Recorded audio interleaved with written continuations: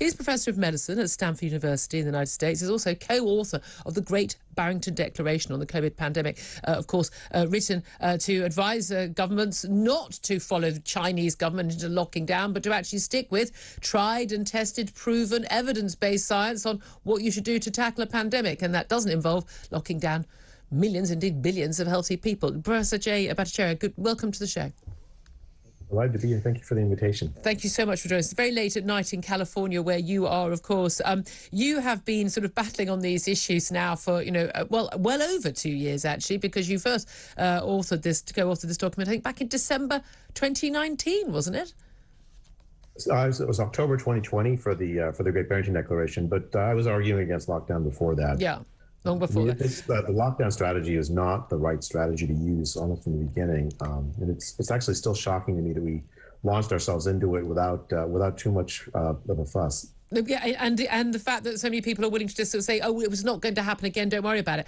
This meeting, the World Health Organization Assembly, this is not a sort of a Twitter conspiracy theorist, is it? There is a meeting about having a new pandemic. Well, it's called an accord because the Americans didn't like the word treaty. It couldn't get through their Senate. But a accord. It's already got 25 leaders in the world, including a British Prime Minister, who have signed up to this.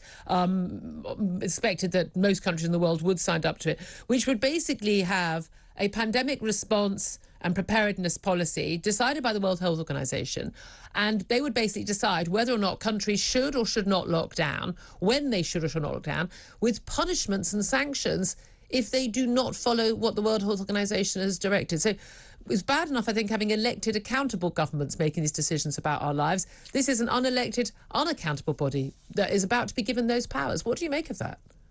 Yeah, I mean, I think there's like two different things that are going on at the same time. One is this, just as you say, Julia, this negotiation of a new treaty. I mean, they can call it an accord if they like, but it's a treaty that, that it has a hodgepodge of things, but it certainly it empowers the World Health Organization to declare pandemics, which it didn't previously have that power.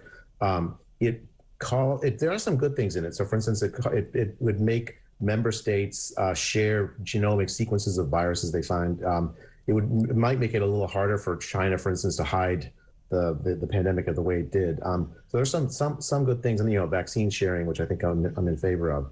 But I think the main problem is it does seem to enshrine what they call non-pharmaceutical interventions, which is essentially a code word for lockdowns, into the goals of the pandemic. The other thing that they're doing is, in addition to this new pact or accord, is something called an existing pact called the International Health Regulations. It was an existing treaty from 2005, and they're also updating that. And that has all kinds of interesting things, including calling on member states to appoint somebody who can command an all-of-government approach to managing pandemics, vastly expanding essentially the power of the state during declared pandemics, where the idea seems to be to better coordinate governments all across the world. Yeah.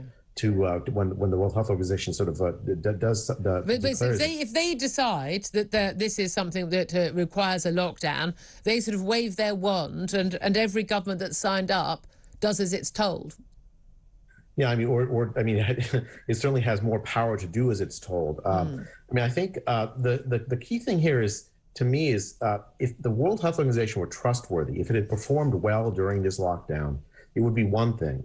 The World Health Organization has not earned our trust. In the early days of the pandemic, it grossly exaggerated the mortality rate from the disease. So it said it was like 3 or 4%, when in fact it hadn't done the studies to actually measure the infection fatality rate, which turned out to be something on the order of 0.2 or 0.3 or 0.4%, depending on how old your population was. Then it used panic as a tool. It pushed Chinese-style lockdowns as the preferred tactic, and it still has enshrining this idea that we should control the spread of the disease. We should adopt basically a huge number of tactics to control the spread of the disease, as if we have some magic technology to do so. Yeah. I mean, I think the World Health Organization before we give it these kinds of powers, it really needs to earn our trust. I mean, I would say we don't ever give them the powers. I think it's bad enough having elected accountable governments that we can then punish later a date making these decisions. It's quite another, a body that we have no power control over. And we know, Dr. Tedros, the head of the World Health Organization, there's some big question marks about how he got that role in terms of his support from China and the flip-flopping that WHO has done over many of these issues. And you say that, I mean, it was also the abject failure of the organisation to investigate properly and accept blindly a lot of Chinese claims about the origin of this virus. And if you don't know where it came from, it's very difficult to help tackle the next issue. But the key thing here is this idea that you say that the acceptance that lockdowns is a legitimate and good tool for dealing with a pandemic, despite all of the evidence, incontrovertible evidence now, the countries that had earlier, stricter, longer lockdowns have no better rate and often have a worse rate of death than the countries that didn't. Sweden stands as a beacon. US states like Florida stand as beacons, showing that there is an alternative.